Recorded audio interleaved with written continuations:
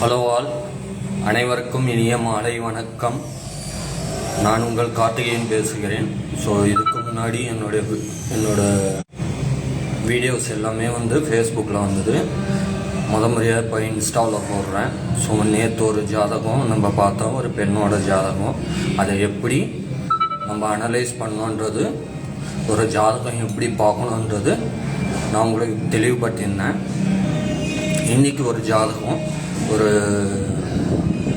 மாதிரி ஜாதகம் இன்றைக்கி பார்க்க போகிறோம். அந்த ஜாதகம் என்ன சொல்லுது, ஸோ ஜாதகத்தில் அந்த ஜாதகருக்கு மோட்சம் இருக்கா இல்லையா எப்படி கண்டுபிடிக்கிறது அப்படின்னு விளக்கப்படுத்த போகிறேன். ஸோ அதை தெளிவாக எப்படி நம்ம கண்டுபிடிக்கணும் நம்ம ஜாதக கட்டத்தில் அப்படின்றது நம்ம இப்போ பார்த்து தெளிவுபடுத்திக்கலாம். வாங்க வீடியோக்குள்ளே போகலாம். ஸோ இப்போ நான் போட போகிறது எந்த ஜாதகருக்கு மோட்சம் கிடைக்கும் அப்படின்றது உங்கள் சுய ஜாதகத்தில் எப்படி கண்டுபிடிக்கலான்றது தான் இப்போ நான் உங்களுக்கு சொல்லி தரப்போகிறேன். வாங்க வீடியோக்குள்ளே போகலாம். ஸோ இதுதான் மாதிரி ஜாதகம்.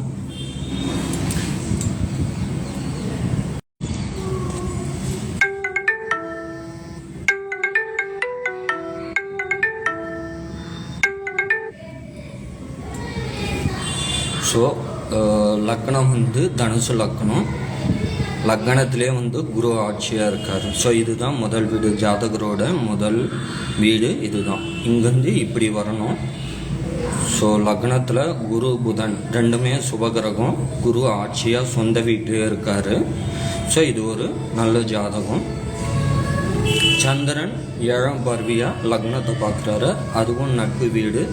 ஸோ அதுவும் ஃபேவரபுளாக இருக்குது. இப்போ நம்ம எது பார்க்கணுன்னா, இந்த ஜாதகத்தில் இங்கே பாருங்கள், கேது விருஷகத்தில் உச்சம். கேது தான் மோட்சத்துக்கான கிரகம். 12ஆம் இடம் மோட்சத்தை குறிக்கக்கூடிய இடம். அந்த கேது உச்சமாக இருக்கார். அந்த கேதுக்கு யார் வீடு கொடுத்தாங்கன்னா செவ்வாய் வீடு. விருச்சிகம் செவ்வாயோட வீடு. அந்த செவ்வாய் இங்கே உச்சமாக இருக்கார். எங்கள் மகரத்தில் உச்சமாக இருக்கார். ஸோ வீடு கொடுத்தோன்னா உச்சம், வீடு வாங்கணும்னு உச்சம். ஸோ கேது மோட்சத்தை குறிக்கோட கிரகம்.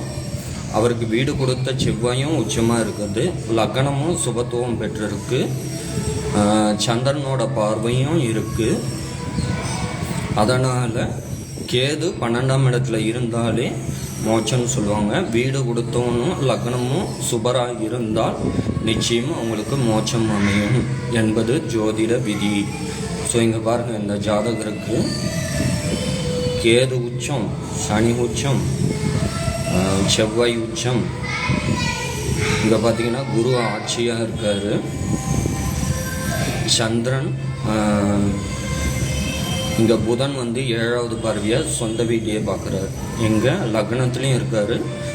தன்னோட சொந்த வீட்டை பார்க்கறதுனால 7ஆவது பார்வை.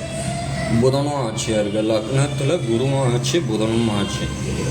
ஸோ 7ஆம் பார்வையாக இங்கே புதன் தன்னோட சொந்த வீட்டை பார்க்கறதுனால ஸோ இதுவும் எல்லாமே ஃபேவரபுளாக இருக்குது. சனி உச்சமாக இருக்கார். சனிக்கு குரு வீடு கொடுத்த குரு நட்பு கிரகம் மிதுனம். அதே மாதிரி சந்திரன் எங்கே இருக்கோ அதுதான் ராசி கட்டம். உங்களோட சுய ஜாதகத்தில் சந்திரன் இந்த 12 கட்டத்தில் எங்கே இருக்காங்களோ அதுதான் உங்களுடைய ராசி. ஸோ அப்போ மிதுனம் அதுவும் சனிக்கு நட்பு கிரகம். ஸோ சனி தனது 3ஆவது பார்வையாக லக்னத்தை பார்த்தாலும் நட்பு கிரகம் என்ற இதில் 3 குரு புதன் சந்திரன் வலிமையான கிரகங்கள் இருக்குது. குருவும் நட்பு, புதனும் நட்பு, சந்திரன் மட்டும் பகை சனிக்கு. ஆனாலும் சனி உச்சத்தில் இருக்கிறதுனால ஸோ நீங்கள் நேர்மையாக இருந்தீங்கன்னா சனி அதுக்கு வழிவிடுவார். எந்த தடையும் இதில் இருக்காது. ஸோ நீங்கள் இறைவனை நீங்கள் மோட்சத்தை அடைவதற்கு எல்லா வழியும் நீங்கள் நேர்மையாக இருக்கும் பட்சத்தில் சனி அதை தடை செய்ய மாட்டார். இப்படி தான் ஒரு ஜாதக கட்டத்தில் நீங்கள் பார்க்கணும். ஸோ இங்கே உங்களுக்கு கேது உங்களுக்கு மோட்சத்தை குறிக்கக்கூடிய கிரகம். அது விருச்சகத்தில் அந்த கேது தசை நடக்கும்போது அதுக்குண்டான பலன் உங்களுக்கு நன்றாக கிடைக்கும். ஸோ அதை நோக்கி நீங்கள் பயணப்படுவீர்கள். சுக்கிரனும் நட்பு வீட்டில் இருக்கார். ஸோ இந்த ஜாதகமாக பார்க்கணும்னா நான் இப்போ உங்களுக்கு எக்ஸ்பிளைன் பண்ணுறது ஒன்லி மோட்சம் எப்படி ஒரு ஜாதகத்தில் மோட்ச ஜாதகத்தை எப்படி கண்டுபிடிக்கிறது தான் இப்போ நான் சொல்லியிருக்கேன். 5வது பூர்வ புண்ணியமும் இங்கே சுபத்துவம் பெற்றிருக்கு. குருவோட பார்வை 1 2 3 4 5 குருவோட பார்வையும் இருக்குது. செவ்வாய் தனது 4ஆம் பார்வையாக சொந்த வீட்டே பார்க்குறாரு. ஸோ குருமங்கள யோகமும் இருக்குது பூர்வ புண்ணியத்தில். சனியோட 7வது பார்வையும் இருக்குது. இங்கேருந்து கணக்கு பண்ணிங்கன்னா 1 2 3 4 5 6 7. ஸோ இதுவும் 7வது பார்வையும் இருக்குது. குரு பார்வை இருக்கிறதுனால அது நிவர்த்தி பூர்வ புண்ணியம். இந்த ஜாதகர் ஒரு ஜாதகத்தில் எத்தனை கிரகங்கள் ஆட்சி உச்சமாக இருக்கோ அதை பொறுத்தே அவங்களோட வாழ்க்கை பயணப்படும். நீங்கள் பார்த்தீங்கன்னா இதில் 3 கிரகம் உச்சமாக இருக்குது, 2 கிரகம் ஆட்சியாக இருக்குது. இந்த ஜாதகம் எப்படியாவது போராடி வாழ்க்கையில் ஜெயிச்சிடுவாங்க. அவங்க நினச்ச இலக்கை அடைஞ்சிடுவாங்க. இதில் ஒரே ஒரு சூரியன் விருச்சகத்தில் மறைஞ்சிட்டார், 12வது வீட்டில் மறைஞ்சிட்டார். ஸோ இந்த ஜாதகருக்கு தந்தை கிடையாது. நீங்கள் எப்பவுமே சூரியனுடனும் சந்திரனுடனும் ராகு கேது சேர்ந்து இருந்தால் தாய் தந்தையருக்கு அது பங்கம் விளைவிக்கும். குரு பார்வையோ சுக்கிரனோட பார்வையோ புதனோட பார்வையோ இருந்தால் தப்பிப்பார்கள். அப்படி இல்லாத பட்சத்தில் தாய் தந்தையரை அது வெகுவாக பாதிக்கும். இப்படி தான் நீங்கள் பார்க்கணும் ஒரு ஜாதகத்தில். ஸோ இங்கே பார்த்தீங்கன்னா செவ்வாயும் சுபத்துவம், சுக்கிரன் சுபத்துவம், குரு சுபத்துவம், புதன் சுபத்துவம். ஸோ இங்கே பார்த்தீங்கன்னா ராகு மட்டும் நீச்சம் அடைஞ்சிருக்காரு. அதுவும் சிறு வயதிலே ராகு தசை வந்ததுனால அப்போ மட்டும் ஜாதகருக்கு படிப்பில் தடை ஏற்படுத்தி இருக்கும். சந்திரன் 7வது வீட்டில் இருக்கிறதுனால நல்ல பௌர்ணமி நிலவு போல மனைவி அமைவாள். 5வது வீட்டில் குரு செவ்வாய் சனியோட பார்வை இருக்குது. இங்கே 2ஆம் இடத்துல சுக்கிரன் இருக்கிறதுனால காதல் திருமணம் இந்த ஜாதகருக்கு அமைந்திருக்கும். சுக்கிரன் தான் பெண்ணை குறிக்க வேண்டியது, ஏன்னா இது ஆண் ஜாதகம். இங்கே பாருங்கள், ஆண் ஜாதகம் சனி தசையில் புதன் புத்தி நடக்குது. அந்த புதன் புத்தி இப்போ நடைமுறையில் இருக்குது, இப்போ தான் ஸ்டார்ட் ஆகிருக்கு. அப்படியே இங்கே கிட்ட வந்தீங்கன்னா 7வது பார்வை ராசிக்கு 7வது குருவோட 7வது பார்வை இருக்குது. குரு இங்கேருந்து 1 2 3 4 5 6 7 7வது பார்வை இங்கே இருக்குது. ஸோ அதுவும் சுபத்துவம். அடுத்து 8வது வீட்டில் பார்த்தீங்கன்னா சுக்கிரனோட 7வது பார்வை சந்திரனில் விழுது. செவ்வாயோட 7வது பார்வையும் இருக்குது. இங்கே இருக்கிறதுனால 7வது பார்வை இங்கே இருக்குது. சனியோட 10வது பார்வையும் இருக்குது. ஸோ இங்கே 8ஆம் இடம் அது மட்டும் கொஞ்சம் ட்ராபேக் இந்த ஜாதகருக்கு. ஆனால் சுக்கிரன் நட்பு வீட்டில் இருக்கிறதுனால ஓகே. இப்போ சந்திரன் சந்திரனோட புள்ள தான் புதன். ஸோ சந்திரன் தந்தை. ஸோ 2 பேரும் இங்கே மாறி மாறி பார்த்துக்கிறாங்க. இங்கே பார்த்தீங்கன்னா பூர்வ புண்ணியம் குரு சிம்மம் தந்தையை குறிக்கிற இடம் பூர்வ புண்ணியம். அந்த குருவோட 9ஆம் பார்வை இருக்குது. ஸோ அந்த சிம்ம வீட்டுக்கு குரு பார்வை இருக்கிறதுனால இங்கேயே செவ்வாய் சூரியனுக்கு நட்பு தான். ஆனால் லக்னமும் ராசியும் பார்க்கணும். அது எந்த அளவுக்கு சப்போர்ட் பண்ணுதோ அதை பொறுத்து செவ்வாய் இங்கே பயணப்படுவார். நட்பாக இருந்தால் சாதகமாகவும் பகையாக இருந்தால் பாதகமாகவும் அமையும். ஸோ இங்கே பார்த்தீங்கன்னா சனி 11ஆம் இடத்துல லாபஸ்தானத்தில் உச்சமாக இருக்கார். அவரோட நண்பர் வீடான சுக்கராச்சியார் குருன்னு சொல்லுவாங்க அவரை, அதாவது அசுர குருன்னு சொல்லுவாங்க. அவர் வீட்டில் இருக்காங்க.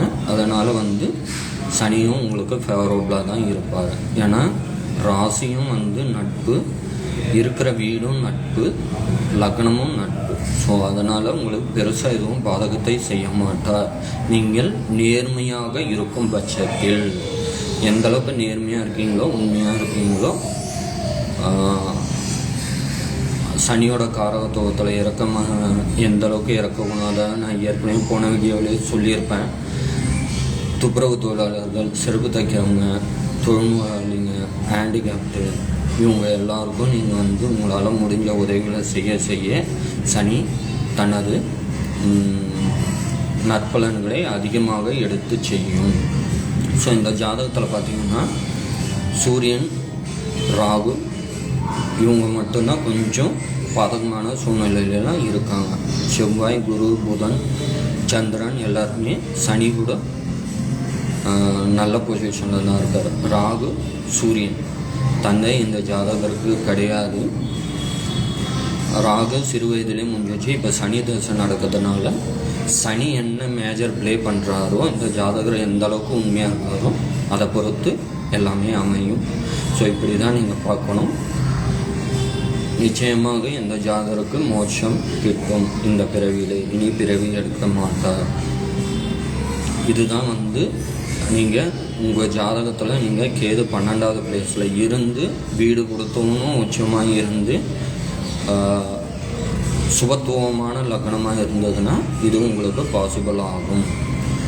ஸோ இப்படி தெரிஞ்சுக்குங்க. இது நேற்று ஒரு வீடியோவில் போட்டிருந்தேன். சொல்லும் போது சிறு தவத்தில் சந்திரன் வந்து புதனோட அப்பான், புதன் வந்து சந்திரனோட அப்பான்னு சொல்லிட்டேன். சந்திரன் தான் அப்பா, புதன் பிள்ளை. ஸோ இவங்களே வந்து இதுக்கு ஒரு குட்டி ஸ்டோரி இருக்குது. தேவ லோகத்தில் வந்து குரு தான் தேவ குருவாக இருக்கார். அந்த குருவுக்கு தெரியாமல் யாருக்கும் எந்த இதுவும் நடக்காது. பட் இந்த புதன் எப்படி பிறந்தாருன்னா, சந்திரனுக்கு 27 மனைவி, அவர் பேரழகன்னு சொல்லுவாங்க சந்திரனை. ஆனால் குருவுக்கு தெரியாமல் புதன் பிறந்ததுனால பகையாயிடுவார். தேவலோகத்தில் புதன் வந்து குருவுக்கு பகையாயிடுவார். அதனால் வந்து புதன் வந்து குருவுக்கு பகை. ஆனால் புதன் வந்து சுக்கிர அணி, குரு அணின்னு 2 அணி இருக்குது. அந்த 2 அணிக்கும் சமமாக வந்து நற்பலன்களை எடுத்து செய்வார். இதுதான் வந்து புதனோட இது. முழுசாக பார்த்தோன்னா இந்த ஜாதகத்தில் மேக்ஸிமம் எல்லாமே அலசிட்டோம். இப்போ நடக்கிற சனி தசை அவருக்கு ஓரளவுக்கு சாதகமாக எடுத்து செய்யும். பெருசாக எதுவும் தீமைகளை செய்யாது. அடுத்து வர புதன் தசை அதுவும் ஃபேவரபுளாக இருக்கும். புதன் தசைக்கு அப்புறம் கேது தசையில் அவர் மோட்சத்தை அடைவார். ஸோ இதுதான் வந்து கம்ப்ளீட் ஜாதகம். இனி வரும் நாட்களில் புது புது மாதிரி ஜாதகங்களை எடுத்து உங்களுக்கு விளக்கமாக சொல்கிறேன். கேட்டு பயன்பெறுங்க. தனிப்பட்ட முறையில் ஜாதகம் பார்க்க என்னோட number, WhatsApp number and call number நான் உங்களுக்கு கமெண்ட்ஸில் கொடுக்குறேன். தனிப்பட்ட முறையில் யாருன்னா பார்க்கணுன்னா என்னை தொலைபேசியில் தொடர்பு கொள்ளவும். நன்றி, மாலை வணக்கம்.